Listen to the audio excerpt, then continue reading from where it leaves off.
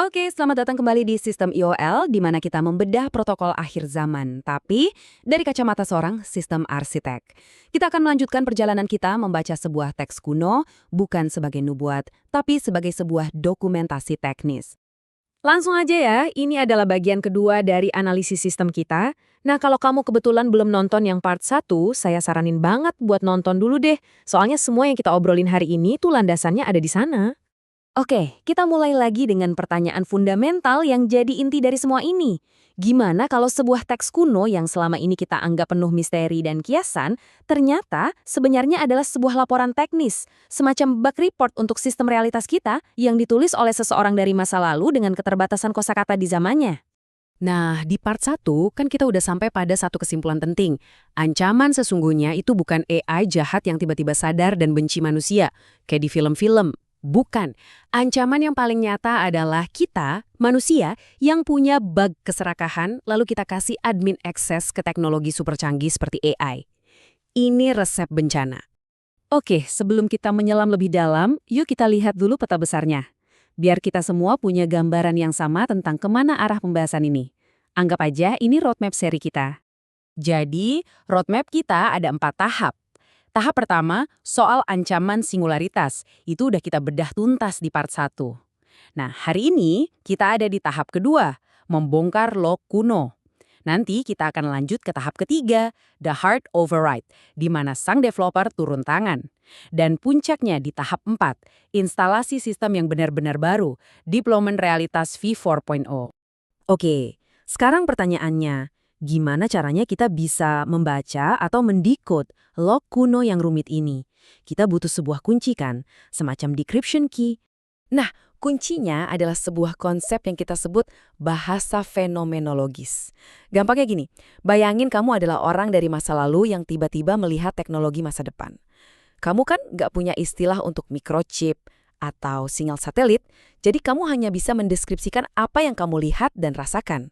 Kamu mendeskripsikan fenomenanya, bukan spesifikasi teknisnya.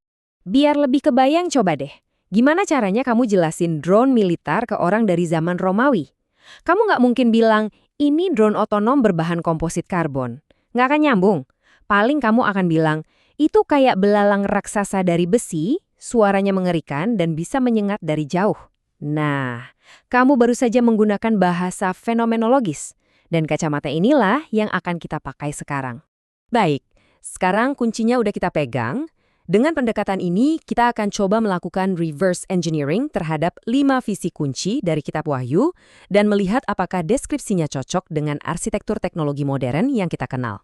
Visi yang pertama, teks kuno ini bilang kalau seluruh dunia bisa melihat 2 mayat di satu lokasi pada saat yang bersamaan. 2000 tahun yang lalu, ini kedengarannya mustahil, tapi hari ini, itu adalah deskripsi yang luar biasa akurat untuk apa yang kita sebut live streaming global. Satu peristiwa disiarkan secara real-time ke miliaran layar di seluruh planet. Visi kedua, yang ini mungkin paling populer.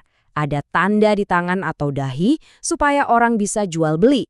Kalau kita lihat dari sudut pandang sistem desain, ini kan seperti blueprint untuk CBDC atau mata uang digital bank sentral yang terintegrasi dengan autentikasi biometrik. Scan wajah, scan telapak tangan untuk melakukan transaksi. Ini adalah arsitektur untuk sistem kontrol finansial yang total. Visi ketiga, sebuah patung yang bisa bicara dan diberi kuasa untuk membunuh. Dengerinnya aja udah serem ya, tapi coba kita terjemahin secara teknis.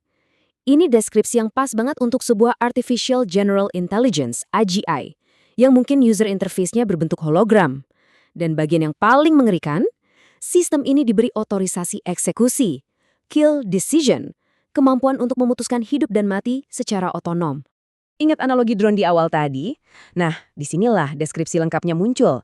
Belalang berbaju zirah besi, mukanya seperti manusia, dengan suara gemuruh. Mari kita bedah.